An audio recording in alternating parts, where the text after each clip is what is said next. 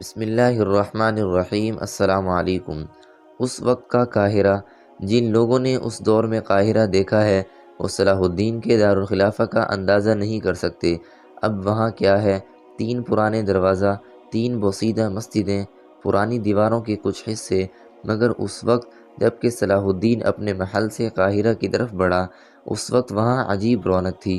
قاہرہ کی بنیاد 969 ہجری میں رکھی گئی۔ پہلے خلیفہ کے رہنے کے لیے ایک شاندار محل بنایا گیا، اس کے ساتھ ساتھ اس کے غلاموں، ملازمین اور فوج کے لیے شاندار مکانات بنے۔ چاروں طرف اونچی اور مضبوط دیوار بنائی گئی۔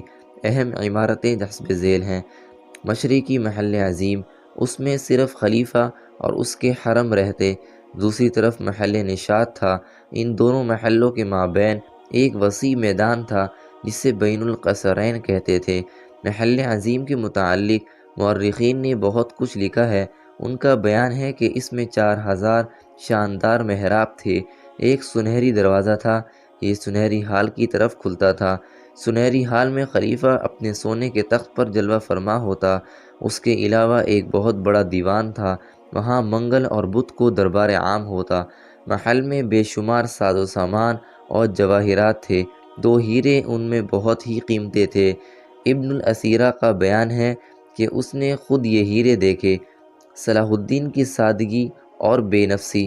صلاح الدین ایوبی رحمۃ اللہ علیہ نے قاہرہ میں جو دولت پائی، اس نے چونکہ اسے عوام کا مال سمجھا، اس لیے اس میں سے ایک حبہ بھی اپنے لیے نہیں رکھا۔ کچھ دولت تو اس نے اپنی فوج میں تقسیم کر دی اور چند قیمتی جواہرات نور الدین کی خدمت میں بھجوا دیے۔ محل میں ایک بہت بڑی لائبریری تھی جس میں 1,20,000 کتابیں تھیں۔ صلاح الدین ایوبی رحمۃ اللہ علیہ نے یہ ساری لائبریری مشہور قاضی الفاضل کو عطا کر دی۔ خزانہ بیت المال میں داخل کر دیا گیا۔ قاہرہ کی عظمت اور محلات کی شان و شوکت سلطان جیسے سادہ مزاج کے لیے اپنے اندر کوئی دلچسپی نہیں رکھتی تھی۔ سونے اور چاندی کی چھتیں اس کے لیے بے حیثیت تھیں۔ اس نے کچے مکانات اپنے فوجی سرداروں کو دے دیے اور نشاط محل میں اپنے بھائی العادل کو ٹھہرا دیا اور خود وزیر خانہ ہی میں مقیم رہا۔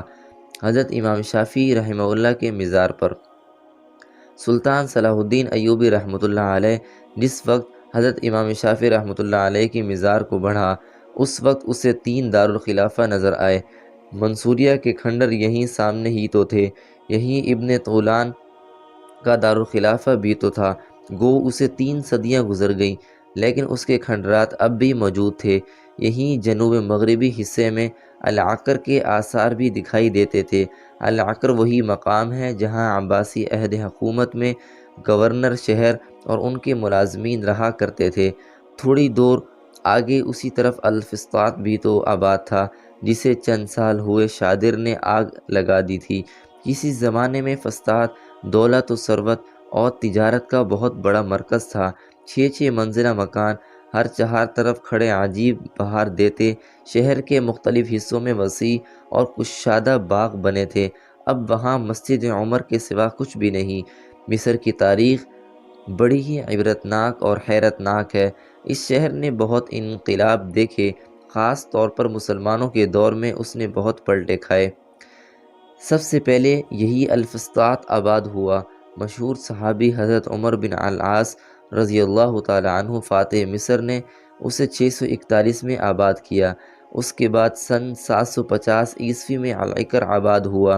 پھر القطعہ کی بنیاد رکھی گئی۔ القطعہ کی بنیاد احمد ابن طولون نے 829 میں رکھی گئی۔ قاہرہ عبادی گورنر نے سن 969 میں آباد کیا۔ صلاح الدین نے بھی حسب روایت سابق ایک عمارت کی بنیاد رکھی۔